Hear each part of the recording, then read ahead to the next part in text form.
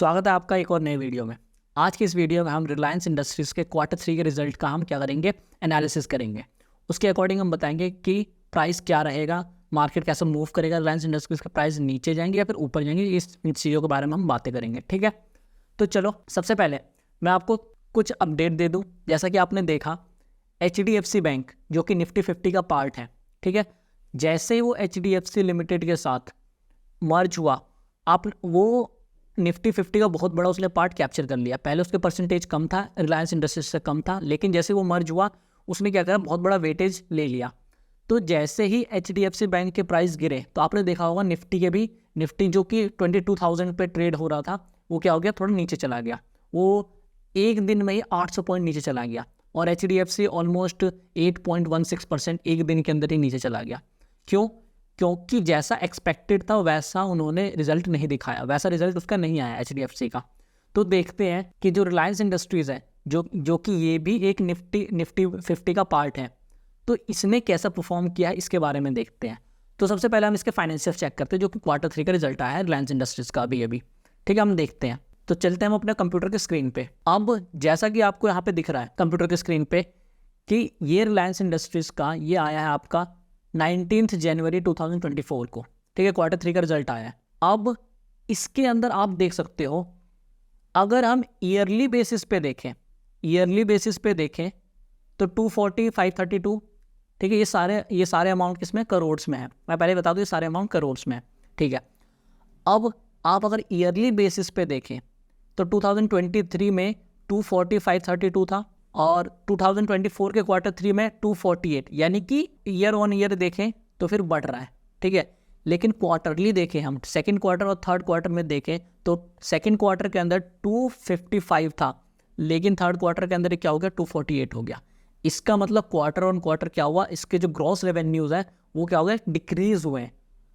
तो इससे हम क्या इंटरप्रेट कर सकते हैं, इससे ये इंटरप्रेट कर सकते हैं कि जो लॉन्ग टर्म इन्वेस्टर है उनको कोई इफेक्ट नहीं होने वाला। क्यों? क्योंकि रिलायंस लॉन्ग टर्म में काफ़ी अच्छा दे रही है, ठीक है, रिटर्न दे रही है, इंक्रीज ही कर रही है।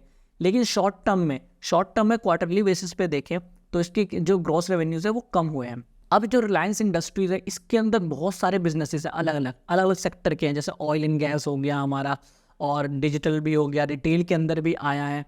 तो उस सब के बारे में अभी हम देखेंगे। तो अभी हम चलते हैं, ये आप देख सकते हैं जियो प्लेटफॉर्म लिमिटेड, जियो जो कि डिजिटल इनका प्लेटफॉर्म है, ठीक है।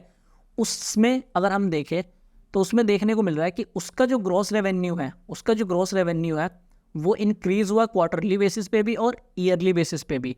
QOQ इसका मतलब होता है क्वार्टर ऑन क्वार्टर, और YOY मतलब ईयर ऑन ईयर। यानी ईयर ऑन ईयर के बेसिस पे देखें तो 29 से सीधा 32 हो गया है, इंक्रीज हुआ, अच्छा खासा इंक्रीज हुआ।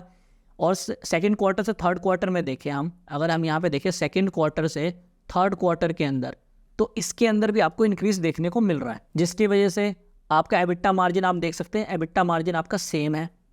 और यहाँ पे आपका प्रॉफिट भी, नेट प्रॉफिट भी जियो प्लेटफॉर्म का इंक्रीज हुआ है। इसका मतलब इन्होंने डिजिटल में तो काफ़ी अच्छा इन्होंने किया है। इनका ईयर ऑन ईयर बेसिस और क्वार्टरली ऑन क्वार्टरली बेसिस भी इनका क्या हुआ, इंक्रीज हुए हैं, प्रॉफिट्स इंक्रीज हुए हैं।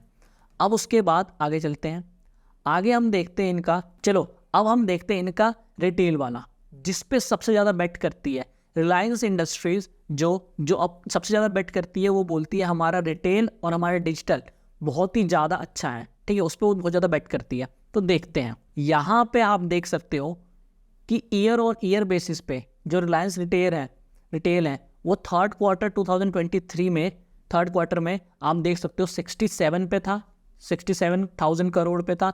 और 2024 के थर्ड क्वार्टर में यानी एक साल बाद कितना हो गया, 83, यानी ईयर ऑन ईयर बेसिस पे काफ़ी अच्छा ग्रोथ हुआ है।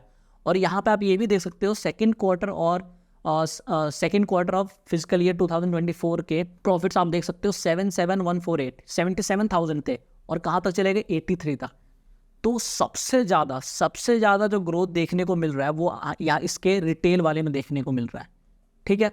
और अगर ऐसा बोला भी जाता है कि अगर रिलायंस ने अपने रिटेल सेगमेंट को एक अलग कर लिया बिल्कुल और इसको स्टॉक मार्केट पे लिस्ट कर दिया तो इसकी वैल्यूएशन बहुत ज़्यादा जा सकती है, इतना पोटेंशियल इसके अंदर, ठीक है। अब उसके बाद देखते हैं इनका और भी बिजनेस है, ऑयल एंड गैस का भी है, ऑयल एंड गैस वाला देखते हैं इनका, ऑयल टू केमिकल्स वाला देखते हैं। ऑयल टू केमिकल वाले सेगमेंट में इनका थर्ड क्वार्टर 2023 में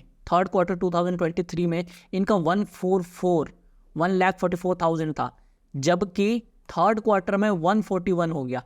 इसका मतलब ईयर ऑन ईयर बेसिस पे भी क्या हुआ है, इनका जो मार्केट है वो क्या हुआ, कम हुआ, इनका जो रेवेन्यू है वो कम हुआ है। और सेकंड क्वार्टर में भी देखे, फिजिकल ईयर 2024 का सेकंड क्वार्टर देखे, उसमें 147 था और 141 हो गया। ऑयल एंड केमिकल में क्या हुआ, इनका जो प्रॉफिट है वो रेवेन्यू जो है इनका डाउन हुआ है, जिसकी वजह से आप यहाँ पे देख सकते हो इनका जो एबिटा मार्जिन है वो भी क्या हुआ है, डिक्रीज हुआ है। ठीक है, और जाहिर सी बात है रेवेन्यू कम हुआ होगा तो फिर इसका एबिटा भी कम हुआ है।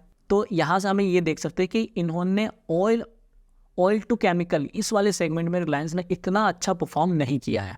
अब उसके बाद हम चलते हैं नाउ ऑयल एंड गैस वाले में आ गए हम।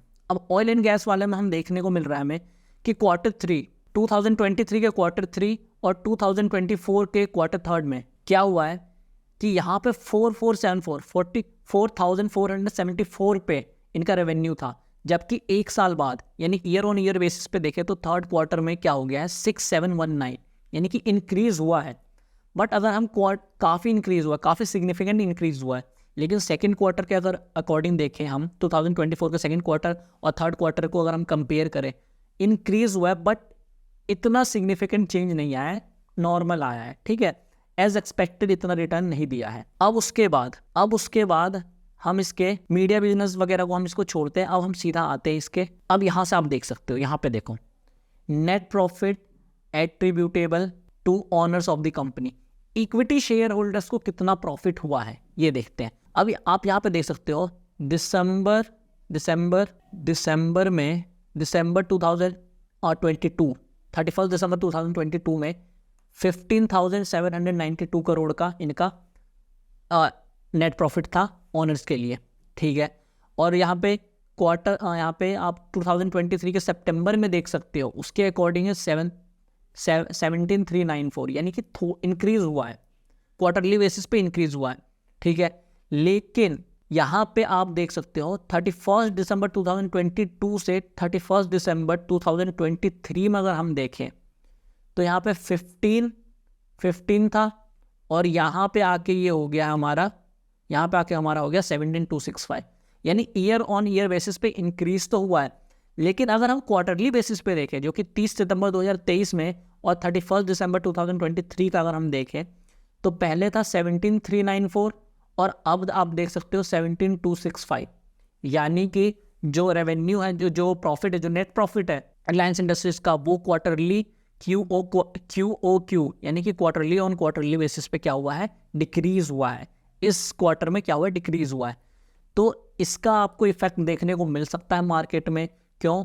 क्योंकि जिस तरीके से पिछले कुछ महीनों से जिस तरीके से मार्केट दिख रहा था रिलायंस इंडस्ट्रीज का, वो क्या जा रहा था, अप जा रहा था, उसके शेयर के प्राइस अप जा रहे थे। तो ऐसा एक्सपेक्टेशन था शेयर होल्डर और इन्वेस्टर का कि इसके जो रिजल्ट होंगे वो काफ़ी अच्छे होंगे, पर इतना कुछ खास रिजल्ट देखने को मिला नहीं है, बल्कि जो नेट प्रॉफिट है ऑनर्स का, वो क्या होगा, कम हुआ है क्वार्टरली बेसिस पे। तो एक शॉर्ट टर्म डाउनफॉल देखने को मिल सकता है। ठीक है, और मैं बता दूं अगर ये गिरा तो निफ्टी भी गिरेगी। क्यों? क्योंकि ये 9% वेटेज रखता है निफ्टी 50 का। ये बहुत बड़ी कंपनी है, रिलायंस इंडस्ट्री बहुत बड़ी कंपनी है। ठीक है, तो अगर ये गिरा तो फिर आपको देखने को मिलेगा निफ्टी 50 भी गिरेगा नीचे।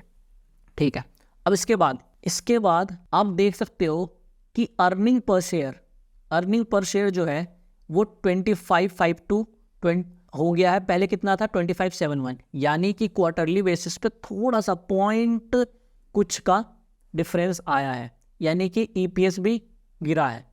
तो जहाँ तक यहाँ पे देखने को मिल रहा है कि जो रिलायंस इंडस्ट्रीज के जो क्वार्टरली बेसिस पे जो क्वार्टरली अगर हम कंपेयर करें तो उसके अकॉर्डिंग तो इतना अच्छा परफॉर्म नहीं किया उन्होंने, but year on year basis पे काफ़ी अच्छा परफॉर्म किया। तो मैं बता दूं लॉन्ग टर्म इन्वेस्टर्स को तो कोई दिक्कत नहीं होने वाली इससे, क्योंकि लॉन्ग टर्म के अकॉर्डिंग तो काफ़ी अच्छा परफॉर्म किया है रिलायंस इंडस्ट्रीज ने। लेकिन क्वार्टरली बेसिस पे जो शॉर्ट टर्म जो ट्रेडर्स हैं, जो शॉर्ट टर्म इन्वेस्टर्स हैं, जो 6 महीने 4 महीने के लिए हैं, उनके अकॉर्डिंग ये इतना अच्छा परफॉर्म नहीं किया तो शॉर्ट टर्म में इसका प्राइस नीचे जा सकता है रिलायंस इंडस्ट्रीज़ का। और मैं बार बार बोल रहा हूँ कि अगर ये प्राइस नीचे गए तो फिर निफ्टी भी नीचे गिरेगा, जो कि अभी बहुत ऊपर जा चुका था। इलेक्शन के रिजल्ट आने के बाद बहुत ऊपर जा चुका था, लेकिन ये अब नीचे गिरना स्टार्ट हो गया। तो आई होप यहाँ तक आपको समझ में आ गया होगा। अगर आपको रिलायंस इंडस्ट्रीज़ को समझ में आ गया, हमने इसकी क्या करी, फाइनेंशियल को एनालिसिस किया हमने, और हमने इसके Q3 के रिजल्ट को देख लिया। इसके अकॉर्डिंग आप देख सकते हो कि मार्केट में क्या सेंटिमेंट्स रहे हैं, ठीक है। और अगर आपको हमारी वीडियो अच्छा लगा तो फिर वीडियो को लाइक करो, चैनल को सब्सक्राइब करो, और कोटक महिंद्रा बैंक का भी आने वाला है, कोटक महिंद्रा बैंक के ऊपर भी जल्दी वीडियो आएगी, ठीक है। तब तक के लिए बाय, और हमारे चैनल को सब्सक्राइब कर लो, और वीडियो अच्छा लगा तो फिर अपने दोस्तों के साथ शेयर करो। Thank you.